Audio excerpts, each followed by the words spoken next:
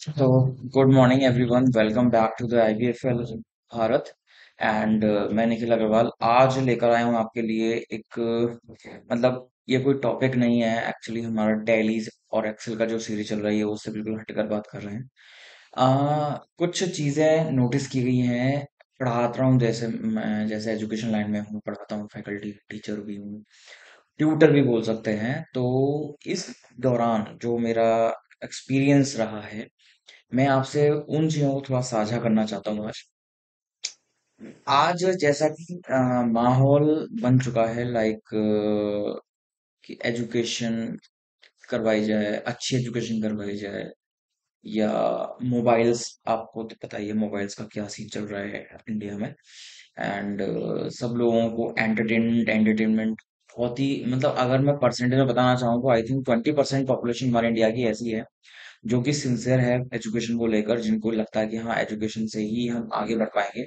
बाकी जो 80% लोग हैं, जिसमें कि हर रिलीजन के, हर कास्ट के लोग इन्वॉल्व हैं, सभी लोग अपने मोबाइल्स के थ्रू चाहते हैं कि हम कुछ कर दिखाएं, हम कुछ करके देखें। और हाँ, कर भी रहे हैं, ऐसा नहीं है नहीं कर रहे हैं। बट उससे आपको क्या मिल रहा है? मेन चीज, पहले हम एजुकेशन करते थे तो कल्चर का सोचकर, कुछ एटिकेट्स का सोचकर हम एजुकेशन लेते थे। ज्ञान तो मिलता ही है, बट उसमें कल्चर एक मिल जाता है, एटिकेट्स मिल जाते हैं। बोलने चालने का तरीका आपको मिल जाता है, पहनने ओढ़ने का तरीका आपको मिल जाता है, अर्निंग के अलावा बता रहा हूँ मैं आपको। ठीक है, अर्निंग तो खैर आपकी होती है, इनकम होती है। बट उसके हिसाब से अगर आप सोचोगे केवल अर्निंग ही करना है, तो फिर उसमें आप एटिकेट्स वगैरह भूल जाओ, एटिकेट्स, कल्चर, वो सब चीजें। क्योंकि बिना पढ़ा लिखा या कम पढ़ा लिखा बंदा भी आ, जॉब पा लेता है या फिर कुछ काम कर लेता है, अर्निंग हो जाती है उसकी।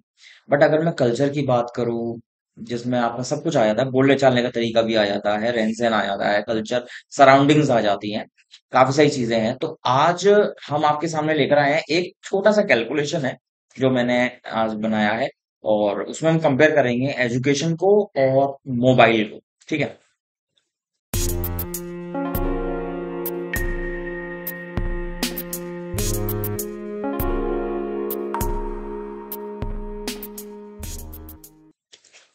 तो एजुकेशन और मोबाइल में कंपैरिजन अगर करवाया जाए, या मान लीजिए ये दो दो चीजें जो हैं वो जीती जागती चीजें होती, यानी कि ह्यूमन बींग्स टाइप से होते, तो उसमें अगर लड़ाई करवाई जाती तो कौन जीता, मोबाइल जीतता या एजुकेशन जीती? देखते हैं आज हमारी इस कैलकुलेशन से, जो कि मैंने एक्सेल की हेल्प से बनाई हुई है। तो आपको स्क्रीन पर नजर आ रहा है, एक साइड में मैंने बनाया हुआ है यहाँ पर कॉस्ट ऑफ मोबाइल। ठीक है, कॉस्ट ऑफ मोबाइल है आपकी, मान लीजिए 15,000 रुपए। ठीक है, और उसको आप यूज करते हो 5 साल के लिए।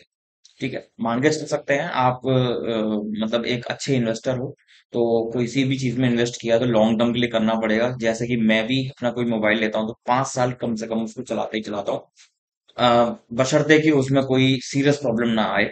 तो रिपेयरिंग वगैरह भी करवा लेते हैं, रिपेयरिंग वगैरह करवानी पड़ जाती है 5 साल में, ऐसा कोई मोबाइल नहीं है जिसमें रिपेयरिंग की जरूरत ना पड़े। तो मैंने यहाँ पर मान के चल रहा हूँ कि पर मंथ एक्सपेंस जो आपने किया, वो 350 रुपए का रिचार्ज वगैरह आज इतने महंगे हो गए हैं, तो मैं मान के चल रहा हूँ, एज्यूम किया हुआ है मैंने, 350 रुपए का एक्सपेंस मैंने किया है।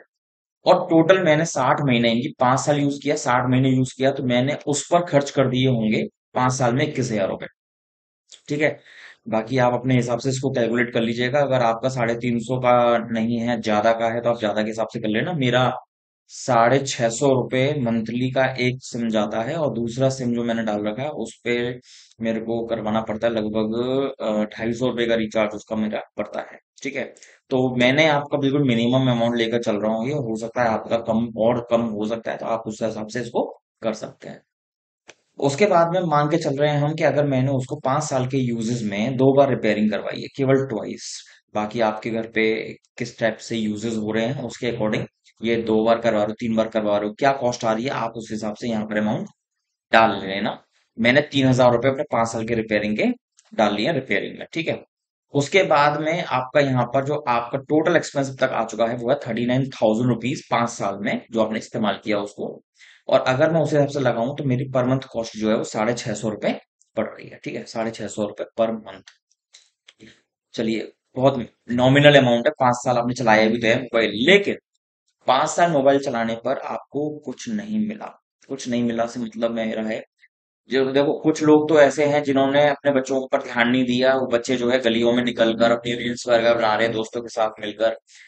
कुछ फ्लूर्ता वाली रील्स भी हैं, कुछ डांस वाली रील्स भी हैं। ठीक है, कुछ लोग प्लेटफॉर्म्स पर डांस कर रहे हैं, कुछ लोग जेब्रा क्रॉसिंग रोड्स पर डांस कर रहे हैं, पार्क पर डांस कर रहे हैं, कुछ लोग प्रैंक्स कर रहे हैं। इस तरह की वीडियोस अगर वायरल हो जाती है आपकी, तो हाँ हो सकता है कि नथिंग गेटिंग इन रिटर्न की जगह पे मैं लिख दूं हाँ भी इतना अमाउंट आपको रिटर्न में मिल गया। आपको मान लीजिए करोड़पति हो गए आप, आपने रील्स वगैरह बनाकर यूट्यूब शॉर्ट्स वगैरह बनाकर आपने अर्निंग कर ली, और आज आपके पास अच्छा घर है, गाड़ी है, बंगला है, सब है। बट इस दौरान आपने पढ़ाई तो करी नहीं होगी। पढ़ाई नहीं करी इसका मतलब आपने क्या करा? एटिकेट्स गायब, क्योंकि पेरेंट्स के साथ आप बैठे नहीं। आई डोंट नो पेरेंट्स का पास नॉलेज किस टाइप की है, और पढ़े लिखे अगर हैं तो उनके पास एटिकेट्स किस टाइप के हैं, सराउंडिंग कैसी है आपके आसपास घर की, और कल्चर आपको कैसा मिला हुआ है, आपका रहन सहन कैसा है, आपका बोलने चालने का तरीका कैसा है, पहनने ओढ़ने का तरीका कैसा है। वो सब चीजें हम इसमें से माइनस कर देते हैं। क्योंकि जैसा मेरा एक्सपीरियंस, मैं अपना एक्सपीरियंस शेयर कर रहा हूँ कि जो लोग इस तरीके से रील्स वगैरह बनाते हैं, आई थिंक वो ज्यादा पढ़ाई पे फोकस नहीं कर पाते हैं। ठीक है, चलिए तो ये तो हो गई हमारे मोबाइल की बात। अब चलते हैं एजुकेशन की तरफ। कॉस्ट ऑफ एजुकेशन अगर मैं मंथली मान के चलूँ, तो यहाँ पे आप नर्सरी से लेकर 12th तक टोटल 15 साल अपने बच्चे को देते हैं, यानी कि टोटल 180 महीने। और मैं लेकर चल रहा हूँ 1000 रुपए पर मंथ की आपकी फीस है, मान लीजिए नर्सरी से लेके वहां तक की। हाँ पता है वेरिएबल होती है, कहीं पे ज्यादा कहीं पे कम होती है। मैं मान के चल रहा हूँ 1000 रुपए ऑन एवरेज। आपने टोटल 1,80,000 रुपए 12वीं तक, 12th क्लास तक अपने बच्चे की पढ़ाई में इन्वेस्ट कर दिया। साथ में आपने ट्यूशन भी लगाया था, तो मैं 1000 रुपए पर मंथ के हिसाब से ही ट्यूशन मान के चल रहा हूँ। क्योंकि अगर आप अच्छी एजुकेशन चाहते हैं तो सस्ता ना देखें, क्योंकि ये लॉन्ग टर्म इन्वेस्टमेंट होती है। लॉन्ग टर्म इन्वेस्टमेंट के हिसाब से अगर आप काम बात करते हैं, तो जैसे आपने मोबाइल भी लिया था ना, मोबाइल भी आपने एक खरीदा, आपने लॉन्ग टर्म यूज किया। वैसे ही आप जब पढ़ाई को लॉन्ग टर्म इस्तेमाल करना चाहते हैं, तो उसमें मैं 1000 रुपीज का ही मान के चल रहा हूँ। तो यानी कि जितनी आपने स्कूल में फीस दी नर्सरी से लेकर 12th तक, उतना ही आपने ट्यूशन फीस दे दिया, 1,80,000 रुपए अपने बच्चे की 12th तक की पढ़ाई तक। ठीक है, उसके बाद में हम आ जाते हैं 1,40,000 रुपए और ऐड कर देते हैं स्कूल एक्सपेंसेस एक्स्ट्रा। अगर कुछ है जैसे कि बैग लेना है, बॉटल लेनी है, पेंसिल, इरेजर्स, स्टेशनरी वगैरह लेनी है, ड्रेसेस लेनी है। ठीक है, स्कूल से रिलेटेड सिर्फ मैं ले रहा हूँ। तो यहाँ पे मैंने 1,40,000 रुपए और ऐड कर दिया है यहाँ पर। 5 लाख रुपए आपके अब तक के 12वीं क्लास तक के 15 साल की इन्वेस्टमेंट हो गई है। उसके बाद में बच्चा आ गया ग्रेजुएशन में। ग्रेजुएशन में उसने निकाले 36 महीने, यानी कि 3 साल। 3 साल में उसने आपकी फीस मान लीजिएगा 3 लाख। ठीक है, एक नॉर्मल एजुकेशन की बात कर रहा हूँ, क्योंकि क्योंकि एजुकेशन का आपको लेवल पता ही है। एक मैं 80% वाले लोगों को लेकर चल रहा हूँ। 20% वाले लोग जो हैं वो तो खैर 20-20, 25-25 लाख भी बच्चे की पढ़ाई में डाल देते हैं। तो मैं उनको नहीं ले रहा हूँ, मैं नॉर्मल पढ़ाई वालों की बात कर रहा हूँ।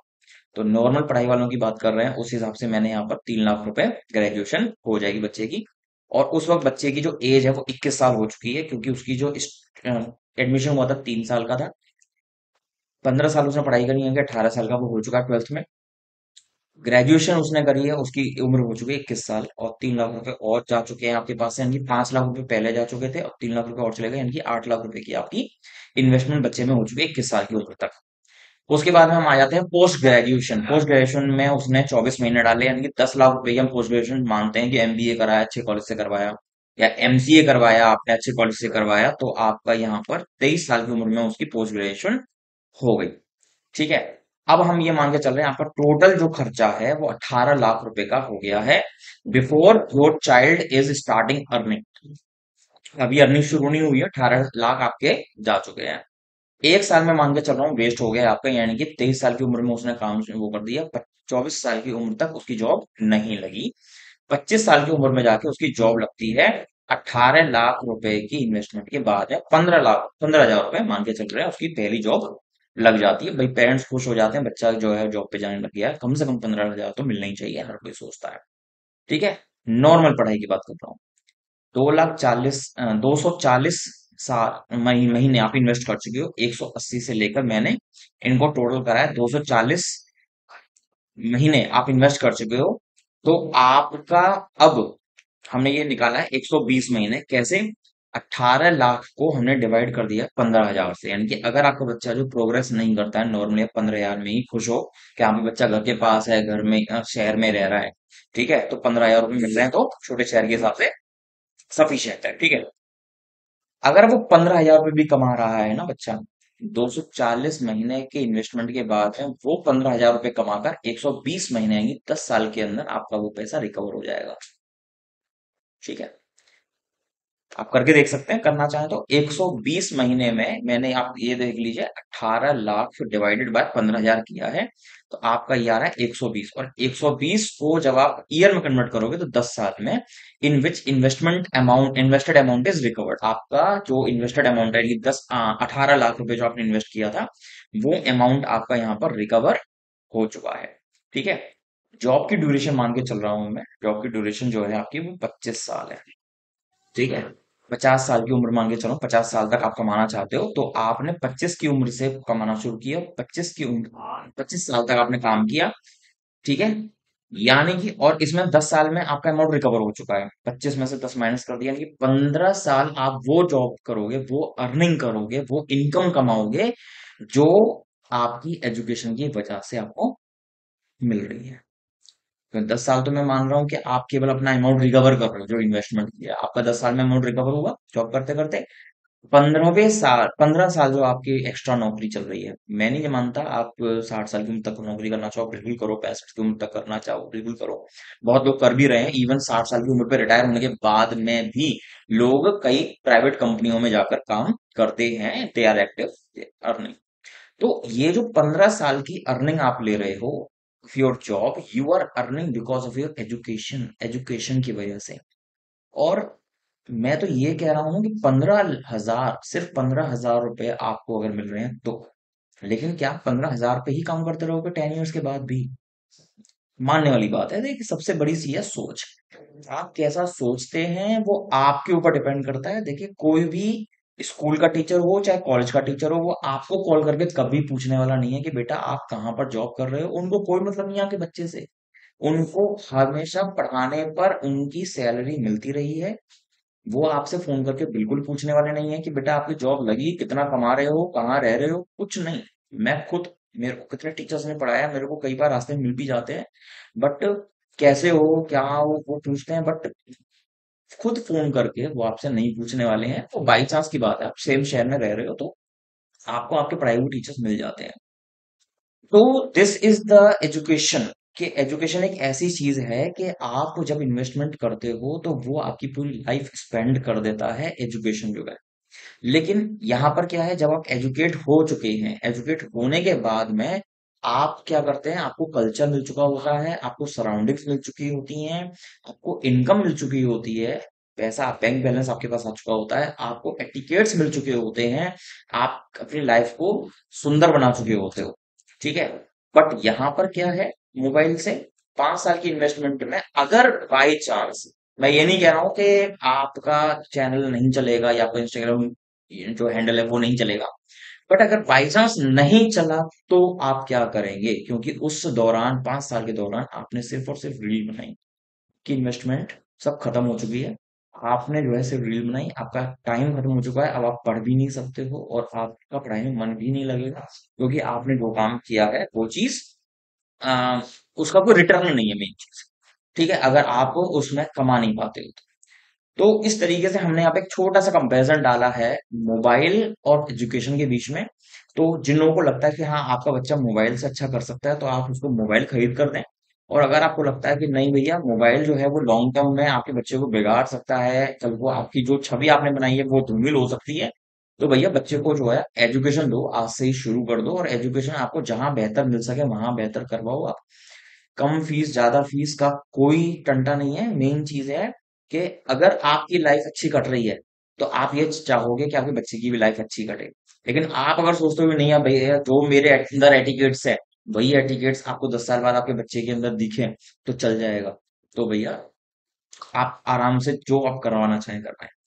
तो दिस इज द थिंग। तो ये होप करता हूँ कि आपको ये समझ में आया होगा कि किस तरह से आप सोचें कि मोबाइल ज्यादा इंपॉर्टेंट है या एजुकेशन ज्यादा इंपॉर्टेंट है। आप एजुकेशन में लाखों रुपए इन्वेस्ट करने के बाद भी लॉन्ग टर्म में आप अच्छा इनकम कर रहे हैं, इवन आप प्रॉफिट में हैं। वहीं मोबाइल की बात करें तो आपको यहाँ पर कुछ भी रिटर्न नहीं मिल रहा है, नुकसान ही नुकसान होगा।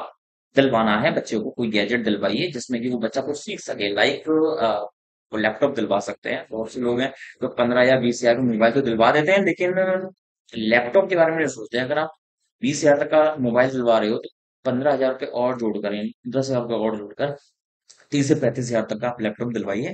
तो लैपटॉप में क्या है, बच्चे को थोड़ा सा ऐसी चीजें भी मिलेंगी जिसमें वो अपनी नॉलेज गेन कर सकता है, गूगल कर सकता है। दूसरी चीज, वो एमएस ऑफिस में, एडवांस एक्सेल में अपनी काफी बना सकता है। और अपना जो भी अकाउंटिंग सॉफ्टवेयर होते हैं उसमें भी कर सकता है, इवन कोडिंग्स के अंदर जा सकता है, पाइथन जावा सीख सकता है। तो काफी सारी चीजें ऐसी हैं जो कि उसको अर्निंग के लिए वो तैयार किया जा सकता है। बट मोबाइल वाले जमाना जो है उसमें आप मान के चल लीजिए भैया, जितने लोग मोबाइल्स के थ्रू अपनी रील्स और वीडियोस वगैरह बना रहे हैं, डाल रहे हैं, उनको जरूरी नहीं है मिल जाए। हार्डली 10% 5% पॉपुलेशन होगी जो मोबाइल के थ्रू अच्छा कर रही है। और आपको पता ही है, अगर आप रील्स देखते हैं तो किस किस टाइप की कंटेंट्स बनाने पड़ते हैं, तब जाके आपके फॉलोअर्स बढ़ते हैं। क्या आप भी चाहते हैं कि आपका बच्चा इस टाइप का कंटेंट बना के फॉलोअर्स बढ़ाए?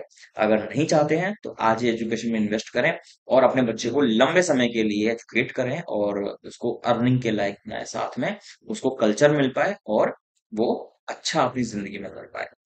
उम्मीद करते हैं कि आप लोग एजुकेशन को ही ऊपर रखेंगे और अपने बच्चों को मोबाइल से दूर रख पाएंगे। चलिए, गुड बाय करते हैं। टॉपिक के साथ में फिर लौटेंगे नई वीडियो के साथ में। तब तक के लिए thanks for watching, bye bye, see you soon.